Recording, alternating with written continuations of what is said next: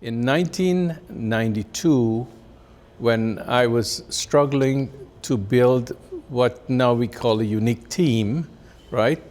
I was looking for some way of helping me or something, some sort of consultant or whatever to help me to build my business, because I was working so many hours and I decided that I can't keep working all these hours or I burn myself out. I had no idea of how to build a team. My thought about building a team was hire somebody just like yourself, which I found out it is the total opposite of what we should be doing. Anyway, I joined Strategic Coach.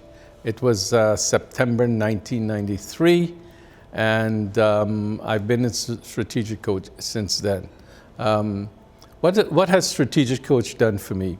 Strategic Coach has given me the tools to grow the business, but the most important part is I come here 4 times a year, and it gives me the opportunity to look at my business from the outside. I use it as an opportunity to look at, around, and into the business to see exactly what's working, what's not working, what gaps there are, and stuff like that. So for me, it's a bit of what I should say, a business vacation to a certain extent, right? A business vacation from daily operations. We grew the business 26% and more than 26%. And the biggest year we grew the business 44%.